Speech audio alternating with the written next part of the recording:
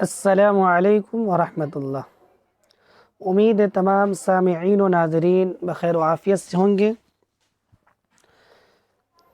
آج کے اپنی ہی پسندیدہ چینل چوک اینڈ ڈسٹر میں اب تمام سامعین کا خیر مقدم اور استقبال ہے۔ آج کے ویڈیو کا عنوان اردو کی آغاز و ارتقاء کے متعلق مختلف نظریات۔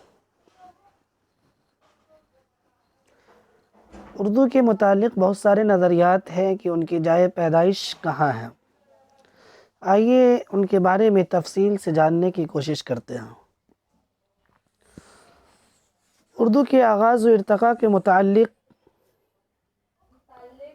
مختلف نظریات۔ اردو کے آغاز و ارتقاء کا سلسلہ عام طور پر ہندوستان میں مسلمانوں کی آمد اور ان کی یہاں سکونت پذیری سے جوڑا جاتا ہے، جو صحیح نہیں ہے۔ یہ ضرور ہے کہ مسلمانوں کی آمد نے ہند آریائی زبانوں کی ترقی کی رفتار کو تیز تر کر دیا اور ان کی یہاں قیام کرتے ہی ہندوستان کے مختلف علاقوں میں مختلف زبان چمک اٹھی۔ اردو بھی انہی میں سے ایک ہے۔ مشہور محقق اور ہند آریائی لسانیات کے ماہر سنیتی کمار چٹرجی کا خیال ہے کہ اگر مسلمان ہندوستان میں نہ آتے تو جدید ہند آریائی زبانوں کی ادبی آغاز و ارتقاء میں ایک صدی کی ضرور تاخیر ہو جاتی، یا ضرورت نہیں بلکہ ضرور۔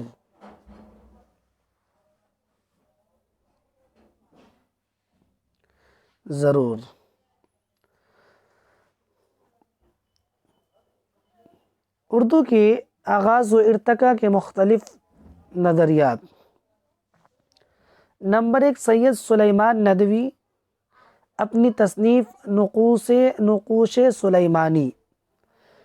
سید سلیمان ندوی کی جو کتاب ہے وہ ہے نقوش سلیمانی میں اردو کی جائے پیدائش۔ سید سلیمان ندوی اپنی تصنیف نقوش سلیمانی میں اردو کی جائے پیدائش سندھ کو قرار دیتے ہیں۔ وہ لکھتے ہیں کہ مسلمان سب سے پہلے سندھ میں پہنچتے گئے، اس لیے قرین قیاس ہے کہ جس کو آج ہم اردو کہتے ہیں اس کا ہیولہ وادی سندھ میں تیار ہوا ہے، کیونکہ سب سے پہلے مسلمانوں کی بڑی تعداد محمد بن قاسم کی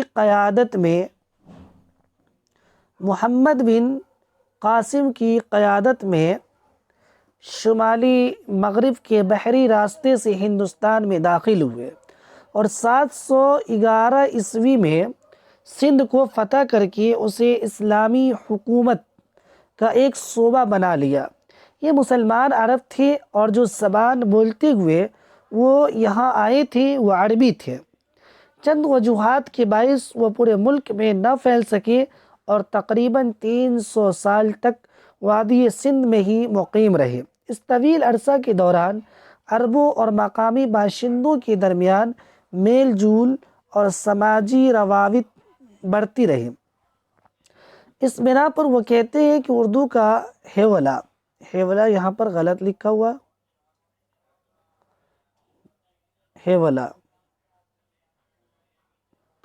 ہیولہ وادی سندھ میں تیار ہوا ہوگا، جو محض قیاس آرائی ہے۔ اردو کے متعلق جو نظریات ہیں اس میں سے دوسرا قول حافظ محمود خان شیرانی۔ حافظ محمود خان شیرانی کہتے ہیں اپنی تصنیف شدہ کتاب پنجاب میں اردو۔ یہ سب بھی سوالات پوچھے جاتے ہیں کہ حافظ محمود خان شیرانی کی کتاب کا نام کیا ہے، تو ان کی کتاب کا نام ہے پنجاب میں اردو۔ کیا ہے؟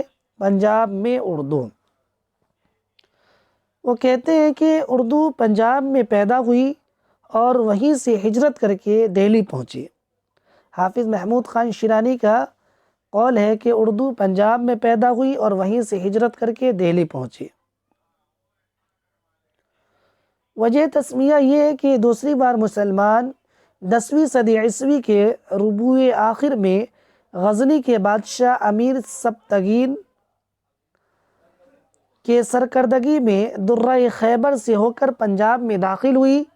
امیر سبکتگین جو غزنی لکھا گیا غلط ہے، غزنی کے ترک بادشاہ الپتگین کا داماد تھا۔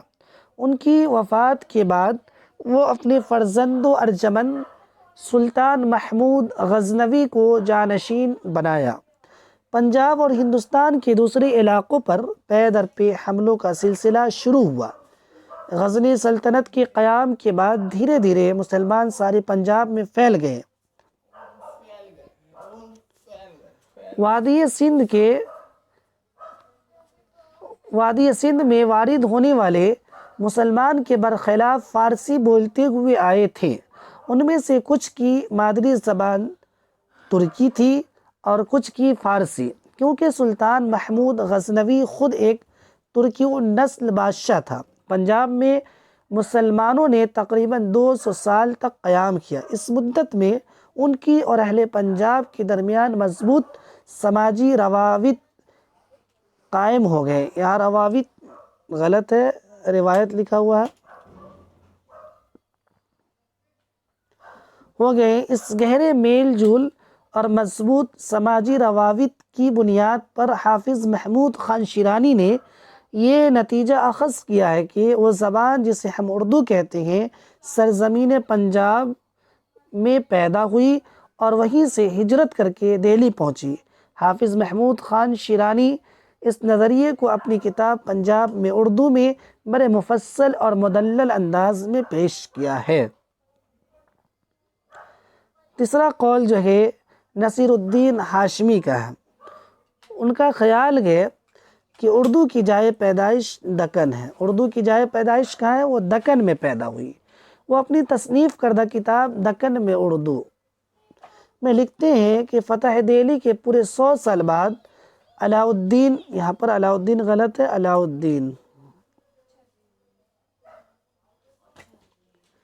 علاء الدین خلجی اپنی فوجوں کے ساتھ دکن گئے اور انہی کے ساتھ اردو دکن پہنچتی ہے۔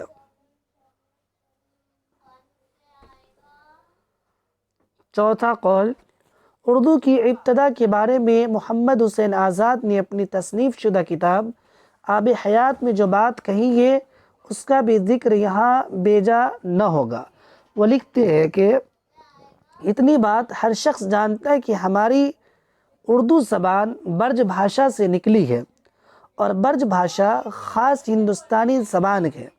اس نظریے کی کسی زمانے میں علمی حلقوں میں بہت دھوم تھی اور برج بھاشا کو عام طور پر اردو کی ماں سمجھا جانے لگا تھا۔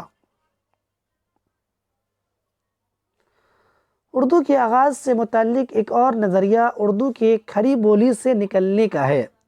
ڈاکٹر شوکت سبزواری، ڈاکٹر سہیل بخاری اور ان کی تتبع میں پروفیسر گیان چند جین کھڑی بولی کو اردو کی اصل قرار دیتے ہیں۔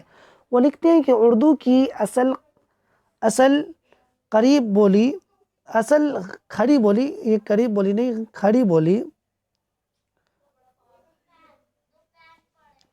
کھڑی بولی اور صرف کھڑی بولی ہی ہے۔ کھڑی بولی دہلی اور مغربی بولی کی بولی ہے، کسی کی مجال نہیں کہ یہ کہہ سکے کہ یہ پنجاب کی زبان ہے۔ پانچواں قول یہ کہ ڈاکٹر شوکت سبزواری اپنی تصنیف شدہ کتاب داستان زبان اردو، اس بات کو یاد رکھیں، شوکت سبزواری کی کتاب کا نام کیا ہے؟ داستان زبان اردو، کے آغاز و ارتقاء اس کے مختلف نظریوں اور اس کے مولد و منشا سے بڑی مدلل بحث کی ہے۔ اردو کے آغاز سے متعلق اپنا ایک الگ نظریہ پیش کیا گیا جس کے مطابق وہ کہتے ہیں کہ اردو کھڑی بولی سے ترقی پا کر بنی ہے۔ کس سے؟ کھڑی بولی سے، جو دہلی اور میرٹھ کی گلی میں 11ویں صدی عیسوی میں بولی جاتی تھی۔ وہ کھڑی بولی اور ہندوستانی کو ایک ہی زبان تصور کرتے گئے اور اردو کو اسی کا اصل شکل مانتے ہیں۔ ان کا یہ بھی نظریہ ہے کہ کھڑی بولی یا ہندوستانی یا دوسرے لفظوں میں اردو مسلمانوں کی آمد سے پہلے دہلی کے بازاروں میں بولی جاتی تھی۔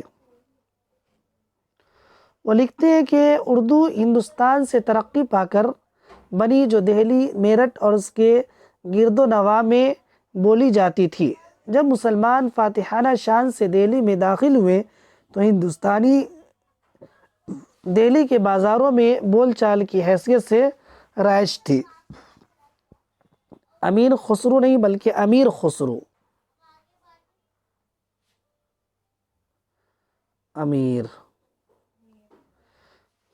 امیر خسرو ابو الفضل شیخ بہاؤالدین باجن نے اسے دہلوی کہا۔ ہندو اہل علم عام طور پر برج قنوجی، بندیلی وغیرہ کہا۔ اردو زبان اس وقت گری پڑی کہلاتی تھی، کھڑی بولی کے نام سے یاد کرتے تھے۔ جب یہ زبان ترقی پا کر آگے بڑھی اور مسلمانوں کی سرپرستی میں پروان چڑھی ان کے گوشے گوشے میں پہنچی، گھاٹ گھاٹ کا پانی پیا تو ہندوستانی کہلائی۔ زبان عام طور پر وہی رہی جو آج اس کے نام ایک سے زیادہ تجویز ہوئے ہیں۔ مغربی ہندی کی 5 بولیاں ہیں: برج بھاشا، قنوجی، کھڑی بولی اور ہریانوی۔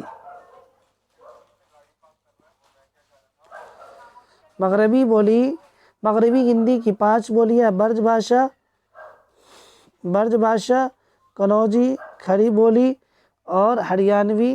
ایک کا آپ لوگ بتائیں کہ وہ کیا ہے۔ ڈاکٹر بخاری کی تحقیق کے روح سے اردو نہ تو پنجاب میں پیدا ہوئی اور نہ ہی دکن میں اور نہ ہی دہلی میں، بلکہ اردو کی جائے پیدائش اڑیسہ ہے۔ یہ غلط لکھا ہوا اڑیسہ۔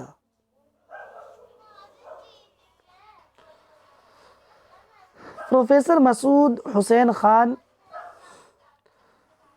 کے نظریے کے مطابق اردو دہلی کے گرد و نواح میں پیدا ہوئی۔ مسعود حسین خان